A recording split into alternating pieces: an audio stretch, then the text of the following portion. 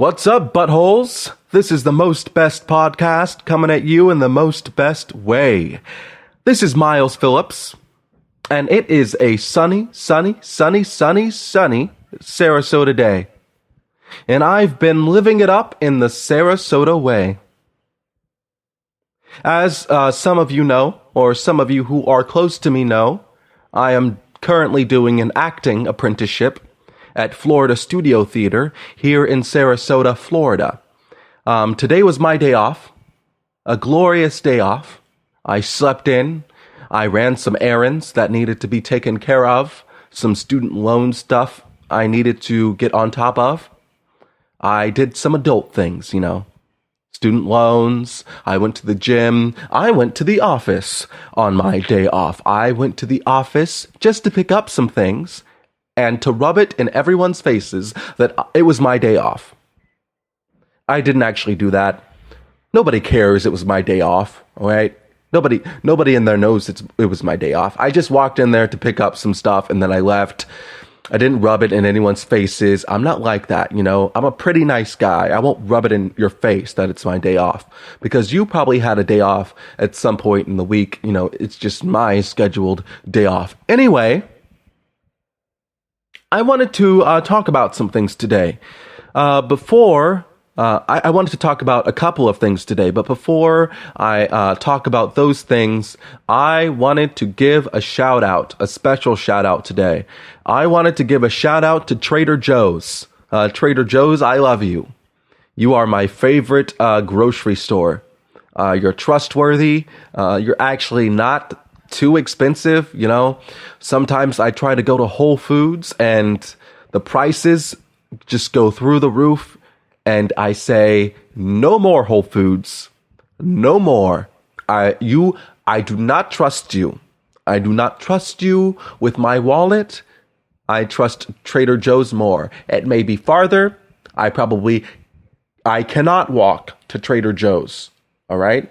I'd rather get a ride to Trader Joe's than waste all my money at Whole Foods. This has been I'm not being paid by Trader Joe's. This is not an advertisement for Trader Joe's. This is an honest feeling I have inside that Trader Joe's is better than Whole Foods. Everyone should go there. Well, now that I'm done with that, let's get to the real meat of today's podcast. And I wanted to talk about a couple of things because a couple of things have been on my mind, and I felt like these things. They're things. These things. I need to stop saying things. I need to find another word. These topics were topics that I wanted to talk about. The first of which being a very controversial one. I feel like a lot of people have different stances on this issue, and it needs to be talked about. It needs to be addressed because not very many people are addressing it.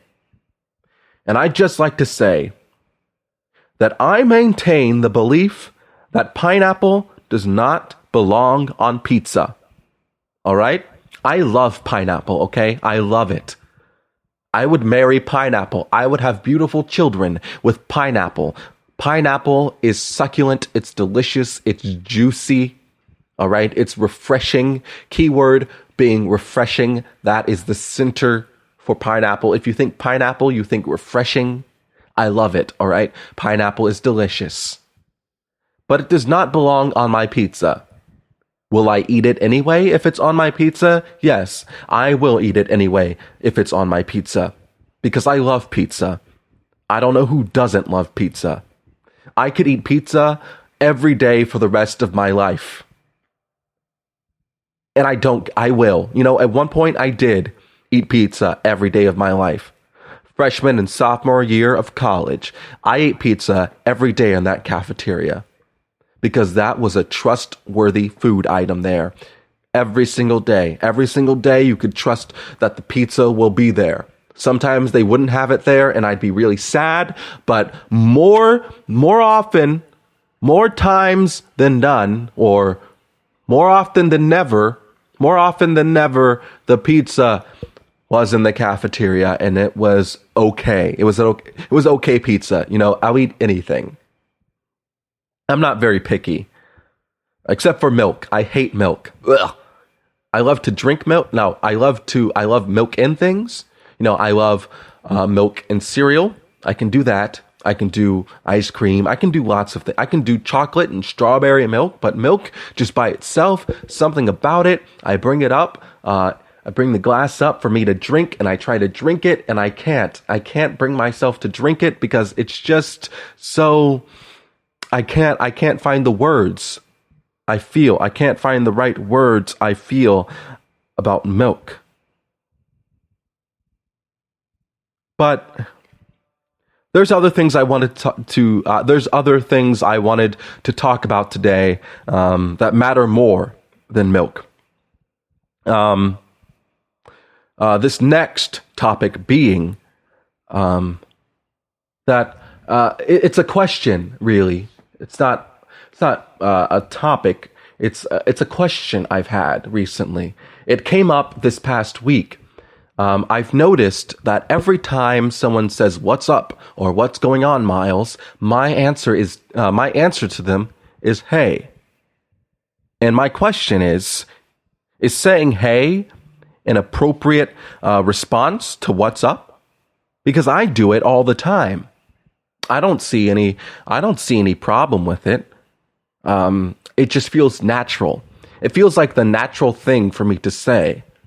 Because if you say "What's up?" to me, I mean, what's up. If you're looking at me and you say "What's up?" you see that I'm doing something. I'm walking, "What's up?" Just walking. What's up? Nothing. What's going on with you currently? What's going on? What's going on with me is that I'm currently looking at you, asking me what's going on, and that's what's going on. I'm not doing anything.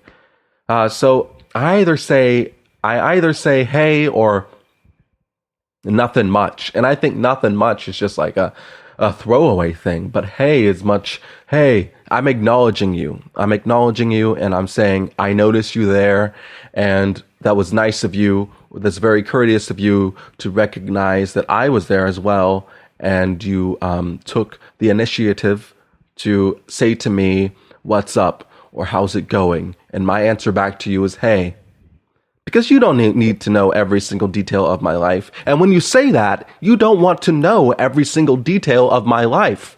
When you say "What's up?" or "What's going on?" you don't want to know anything else except "What's up?" "What's going on?" Okay? You don't want to know the fine details about what's up or what's going on. You just want to know the surface level. So "What's up?" and "What's going on?" with me is "Hey." All right? And through this process now, I've come to the conclusion that "Hey" is an appropriate response to "What's up?" or "What's going on?" That's finished. Nada. Done. Let's continue. Let's get to the real meat of today's podcast. Today I wanted to tell you a story. I wanted to tell you a story from my recent childhood. This happened years ago. Wow, it's been a while. It's been like 4 or 5 years now. This happened the summer after my senior year of high school. This happened at church camp. Throughout my life, I grew up in the church, and practically every summer I went to church camp. And so, this was a very special church camp event for me. It was my last church camp ever. It was the summer after my senior year, and me and all of my best friends I knew forever were about to, go out with a bang. And I was going with a bunch of friends that I've known since the second grade. And so, naturally, we wanted to make this memorable. So on the last night, one of my friends had firecrackers. And just little ones. They're not like big ones. They're just little ones that make like popping sounds and they have smoke go up. But we decided it would be a good idea to take these firecrackers and we would set them off in the girls' cabin in the middle of the night, which, for obvious reasons, did not go well. I also want to say that I didn't even throw any firecrackers inside. This wasn't my idea, okay? If you ask me, I was just an innocent bystander. I was just watching. I didn't take part in the throwing of the firecrackers inside the girls' cabin. But I did watch. And I did take part in the aftermath. But I took off running after it happened. They threw the firecrackers in, and I took off running with everybody else. There was a bunch of us there for some reason. Only one or two people did the actual throwing of the firecrackers, and the rest of us just ran because we wanted to be there. And at first we just ran because that was the first instinct you have when accomplishing something you weren't supposed to be doing, that you knew you weren't supposed to be doing. And the plan was to get back to our cabin as inconspicuously as possible. But our plot was soon foiled when we noticed that the police were called. Because, it turns out firecrackers sound a lot like gunshots and look like fire when they're waking you up in the middle of the night. And the plan was still to get back to our cabin without being noticed. So we were still all on the run, and we were still hiding. At one point, a lot of us split up into smaller groups. And I think some of us, if my memory serves me right, some of us were successful. Just a small amount of us. I was running with two other guys when we were running along this road, and we noticed headlights coming towards us, coming around the corner. Lucky for us, there was a hill next to this road. So the thing we decided to do was that we were going to lie face down on this hill as the car drove by. We soon noticed it was a cop car. So we were lying face down on this hill, waiting for this cop car to drive past us. And guess what? He didn't notice us. He drove right past I think like three of us, and just went on his merry way. He didn't see us there, which was very surprising because we were not well hidden. We were literally lying on the side of a hill in plain sight, and he did not see us. So, I felt pretty awesome about that. And so after he was out of sight, we booked it back to our cabin. But as we were approaching our home base, we realized that our student pastor and the other counselors were standing outside of our cabin. And there was no way around that. For obvious reasons, we did get in trouble. Me and one of my best friends more so than others, which in my opinion was kind of ridiculous. Because I did not do a thing. I was just having fun outside. I was just running around outside. I didn't throw any firecrackers in the building. But I guess I was just guilty by association. And I also kind of felt like our student pastor at the time didn't really like me anyway. But, that's over. I don't care about that now. I'm not holding anything inside. But that is the gist of that story there. I thought that was going to be a longer story to tell, but it really wasn't. It was pretty short and sweet. But that was the whole story there. I was a church camp felon. I was running away from the police at church camp. It was lots of fun. Lots of fun. Good memories. I've had lots of good memories as a child. I think my parents did a good job giving me the best childhood possible, because I don't have a lot of bad memories at all. So props to them, mom and pops. They're probably listening to this, my mom, more so than my dad, my mom and my aunt. They like to listen and watch everything I do. So, they're probably listening right now. But there are some other things I wanted to talk about. Yeah. But I guess like a few months after church camp, I went to college and became a degenerate. I think that that time at church camp running away from the police turned me into just Turn me into a rebel spy. But, like I said, let's continue to my final topic of the day. I wanted to talk about some stuff, some other things that have been on my mind lately. And it's this whole recent election process and all this aftermath, and it just never stops. It's never going to stop. I don't think it ever will. But we have, people always say we have a divide in our country, and it's true. We have a huge divide in our country. We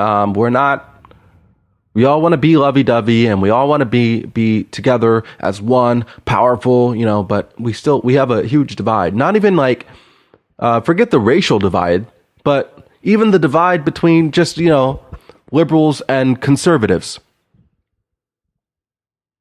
It's so, at this point, I don't know if it's always been this way, but at this point, it's so drastic. It's so, I don't know, I can't even find the words for it. I wrote some stuff down beforehand so that I could collect my thoughts easier. So maybe I should look at that and just read off of that, what I wrote down here. Because, look, we either have to be liberal or conservative. We can't be in the middle. You can't believe that both sides have arguments that make a lot of sense. And, apparently you're a part of the problem if you're in the middle, which doesn't even make any sense to me, because how is anything going to be accomplished if there's such a huge divide and no one can agree on anything? You can't accomplish anything if no one can agree on anything. It's just people fighting for power. That's not progress. That's not change. That's just people enforcing their ideals and their ideals and their morals onto other people. It's just a mad fight to the top, a mad fight for power. I shouldn't get off script here because now I don't know what I'm saying. No, it doesn't make any sense to me. Everyone has an agenda. Everyone wants their party to have the power, and if one side gets more power than the other, it's the end of the world. And personally, I don't know what to think. Everyone wants you to lean one way or the other. And yeah, I would consider myself a liberal, but sometimes conservatives, they make a lot of sense. You have to admit that. If you're a liberal, if you're a Democrat, there is no freaking way that you agree with every stance that a Democrat should believe in, or a Democrat should stereotypically believe in. Or if a Democrat is running for president, there is no way you agree with every single thing they say. That is silly. That is absolutely silly, in my opinion. I'm sorry if that offends you, but that's stupid. I've gone off script again, and I don't know where I am. It makes me want to, shut this off and start over again. But you know what? I'm going to keep pushing. Where did I leave off? Yeah, sometimes conservatives make sense. And sometimes liberals go and do and say crazy things that I'm certainly not going to back up. Being radically one way or the other doesn't fix anything. Just shut up and listen to each other. I don't know why that's so hard. It's either your way or the highway. I'm guilty of that. But maybe just think about it. Maybe it isn't your way or the highway. Maybe there are other paths. And we all just, need to get off our high horses. I know jack squat about politics. I can't tell you much of anything. But I feel I have a lot of common sense. I feel like I have common sense enough to realize that no one side has all the answers. And that's why we have a world of people who believe in different things and have different outlooks. And if you step back, you'd see that we all basically want the same things, but we're too busy fighting each other. We want this country to be better than it is. It's like a game of Monopoly. It starts off nice because everyone wants the same thing, to have fun, you know?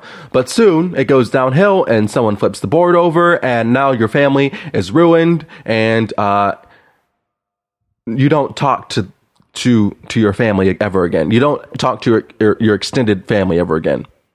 Because we all become power-hungry savages. But hey, who am I? You know, some ignorant 22-year-old sitting in his mess of a room ranting about things he doesn't know anything about. But, you know, I feel like I know a lot about things. I know some things. I have some things to say. I think, like everyone else, I think my opinion matters. And maybe it doesn't. You know? Maybe it doesn't. Because people don't listen. Everyone thinks they have the right answers. Even I think I have the right answers. And I don't have the right answers. I'm just, you know, a guy living in this mess of a country who's trying to find his place. Who doesn't feel he identifies with either side of this debacle of a country. This debacle that we're living in. And I feel like a lot of people feel this way. You know, everyone feels like they have to be one side, they have to be with one side or the other side, and they don't realize they don't have to be. You don't have to be all the way one way or all the way the other way.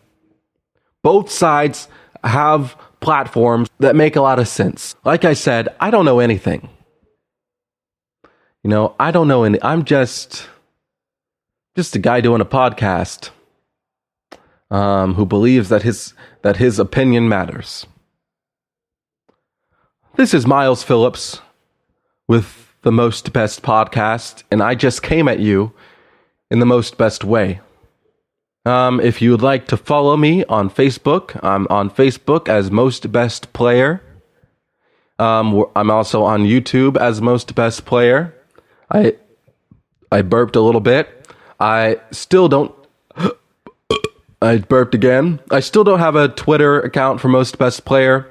I should make that at some point. So I'm not on Twitter as Most Best Player, so you will not find me there. What else? What else do I need to say? Thank you all so much for listening. This has been another great episode of the Most Best Podcast. I will come at you again next week in the most best way, so please stay tuned. Alrighty. This is the Most Best Podcast out. Miles is leaving. I'm turning off. I'm going to stop this recording right about. Are you still listening? I'm turning it off. And I'm not. Oh, hold on.